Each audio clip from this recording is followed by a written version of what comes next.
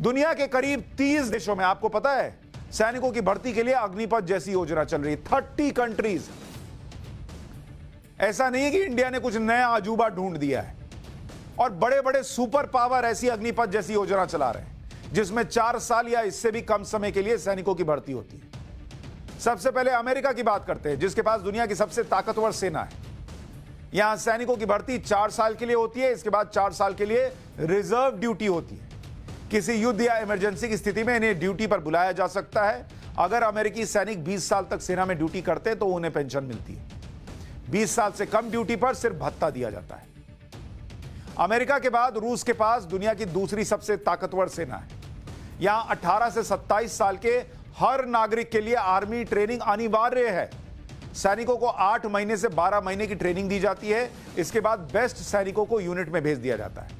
जो बच जाते हैं वो ट्रेनिंग खत्म के बाद सेना के बाहर दूसरे काम कर सकते हैं। युद्ध की स्थिति में ऐसे ट्रेंड सैनिकों को आर्मी यूनिट्स ड्यूटी पर बुला सकती है। भारत के पड़ोसी देश चीन, उसके पास दुनिया की सबसे बड़ी सेना है। चीन ने 2035 तक सेना के मॉडर्नाइजेशन का लक्ष्य रखा है, जिसकी वजह से पिछले कुछ सालों में चीन ने सैनिकों की भर्ती से ज्यादा मॉडर्नाइजेशन पर काम किया। चीन की सेना में भर्ती के लिए अग्निपथ जैसी योजना है। चीन की थल सेना में सैनिकों की भर्ती 3 साल के लिए होती है। नौसेना और वायुसेना में यह 4 साल की होती है। सैनिक ज्यादा से ज्यादा 12 साल तक सेना में सक्रिय सेवा दे सकते हैं। यूरोप में फ्रांस के पास सबसे ज्यादा सैनिक हैं। यहां सैनिकों की भर्ती कॉन्ट्रैक्ट बेसिस पर होती है। सैनिक और आर्मी के बीच पहले 1 साल का कॉन्ट्रैक्ट होता है, जिसे 5 साल तक के लिए बढ़ाया जा सकता है। सैनिकों को 3 महीने की ट्रेनिंग दी जाती है। फ्रांस की आर्मी में कम से कम 19 साल सेवा देने वाले को ही पेंशन मिलती है। इजराइल एक और पावरफुल कंट्री, वहां आर्मी को दुनिया की सबसे स्मार्ट मिलिट्री यूनिट माना जाता है। यहां के हर नागरिक के लिए आर्मी में भर्ती होना अनिवार्य है। 1948 में इजराइल के आजाद होने के बाद से ही यह नियम लागू हो चुका है। पुरुषों को 3 साल और महिलाओं को 2 साल सेना में ड्यूटी करनी ही पड़ती है। 3 साल और 2 साल की ड्यूटी करने के बाद करीब 10% सैनिकों का यूनिट्स में सिलेक्शन होता है। मात्र 10%। जो सैनिक आगे के लिए सेलेक्ट होते हैं उनके साथ ज्यादा से ज्यादा 7 साल का कॉन्ट्रैक्ट होता है। 12 साल तक इजरायली सेना में काम करने वालों को पेंशन भी दी जाती है।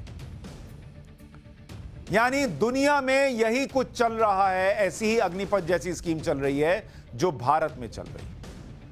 लेकिन भारत में जिस तरीके का विरोध हो रहा है वो दुनिया में कहीं नहीं हो रहा। अग्निपथ को लेकर जो जानकारियां हैं वो आपको लगातार दे रहा हूं। उसके बाद भी कोई चिंता है, कोई वजह बचती है, हमसे संपर्क कीजिए, हम मुद्दा उठाएंगे। नहीं रहे सरकार से सीधे बात कीजिए, नहीं है कोर्ट चले जाइए। लेकिन जो लोग इस देश में आग लगाना चाहते हैं, आग लगाने मरने मारने के लिए आपको भड़का रहे हैं, उनसे दूर रहिए, क्योंकि वो आपके छात्रों के कंधे पर बंदूक रखकर देश पर चला रहे हैं, अपनी पॉलिटिक्स चमका रहे हैं। सैनिक आग नहीं लगाता, सैनिक आग बुझाता है। ये याद रखिए।